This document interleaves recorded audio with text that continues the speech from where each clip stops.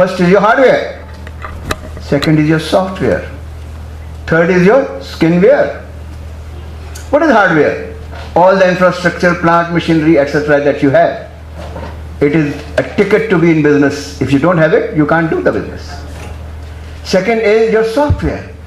It doesn't necessarily have to be an IT software. All your systems and processes and procedures, they are software. After all, we are talking about quality management system. That's a software, how to do it. A lot of our great organizations till some time ago were doing it somewhat intuitively, but they are now realizing the value of a good system. A good system is self-sustaining, self-correcting, and you don't have to bother about it. A good system and good hardware is operated by whom? What I have chosen to call the skinware or the humanware. Professional like her, they call it human resource. Yes, sure. That is critical. And everyone, there is a saying, I do not know who great man said that, take away my machines, take away my factories, take away all that you have, but leave my men with me, I'll reconstruct them and rebuild them. There was a lot of sense in that. But here comes the problem.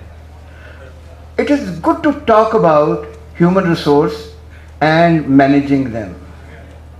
But when you get down to your real place of work, the story is otherwise. I often say, there are two lies a lot of companies tell and get away with it. Any idea what are those two lies? Anyone? First lie is, human resource is our greatest asset.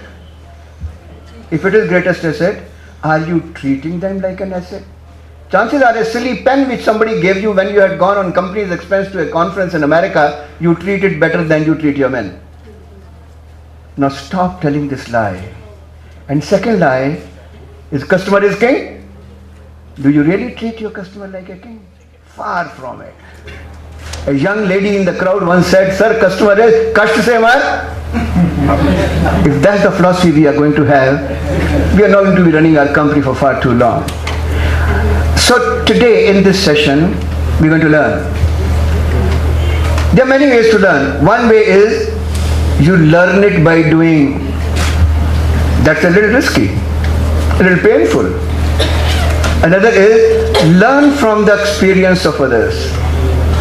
We have three great stalwarts over here, all from apparel industry, who are going to share what they have experimented, succeeded, or maybe somewhere failed also. No problem. Failure is route to success. So they're going to share with us their case study of having done what they have done. Before I invite the speaker, there is another component for discussion in this panel discussion, and that is CSR, Corporate Social Responsibility. Historically, it was related more to philanthropy. There's nothing wrong with it. But over a period of time, it has got well, shall we say, standardized or focused, and even an international standard 26,000 is built on it by ISO. We'll talk about that later. I do not know whether my fellow panelists are going to be talking about CSR or not, but it's my privilege, my time is up, now to invite our first speaker. Are you with the first speaker? Okay. You are Mr. Joshi, right? I have great privilege of first introducing and then inviting Mr. Joshi. He believes in simplicity. Leonardo da Vinci had said, and I quote, simplicity is the ultimate sophistication, unquote. His biodata given to me is in 3 lines, and I will read it in less than 30 seconds. It says, did education from Delhi, proficient in grievance handling, labor handling, union relations, employee relations, and administrative work. His strength is ability to learn fast. He is very polite and having potential to work hard, never be angry, self-decision ability. May I request you to please give me a big hand and invite him. Sir, over to you.